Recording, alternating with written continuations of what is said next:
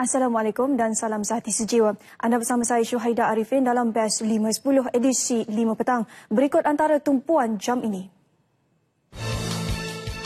5 sekeluarga termasuk 2 kanak-kanak lemas ketika mandi di kawasan perkelahan air terjun belukar bukit di Kuala Berang, Terengganu.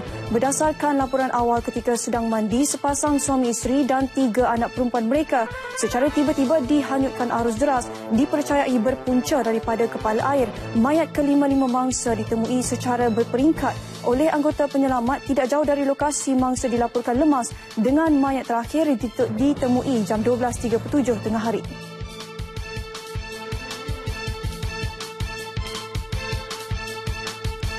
Pihak berkuasa Filipina telah mengesahkan secara lisan bahawa kepala yang dijumpai di selatan negara itu adalah milik Bernard Tan berdasarkan DNA. Ketua Polis Negara Tan Sri Khalid Abu Bakar berkata walaupun pihak Filipina belum mengesahkan secara bertulis, tetapi keputusan terkini menunjukkan mangsa merupakan Bernard yang diculik dari Sabah.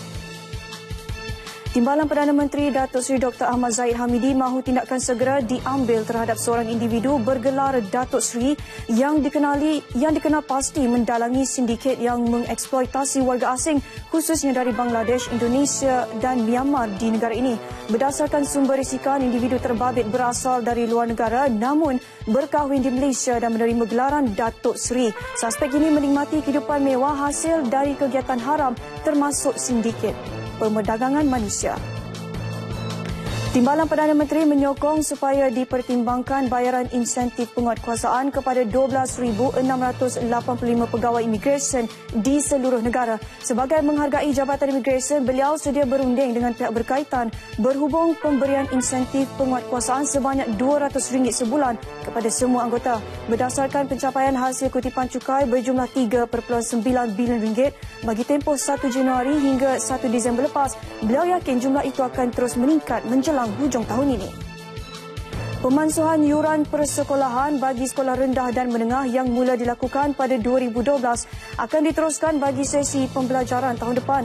Pengumuman dibuat Menteri Pendidikan Datuk Seri Majid Khalid. Katanya pelupusan yuran berkenaan adalah selaras dengan usaha kerajaan untuk mengurangkan beban rakyat. Bagaimanapun bagi yuran PIBG ia tertakluk pada sekolah dan persatuan itu sendiri. Anggota korban akibat taufan melur di Filipina meningkat kepada 41 ketika hujan lebat di seluruh Filipina semalam memburukkan banjir yang sudah memaksa kerajaan mengisytiharkan bencana negara.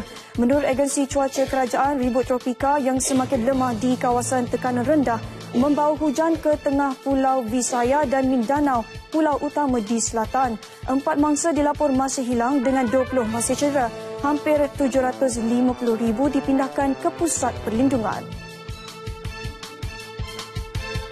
Sekian Best 5.10 edisi 5 petang. Banyak lagi perkembangan berita dalam Nasional 5 bersama Farhato. Salam sehati sejiwa.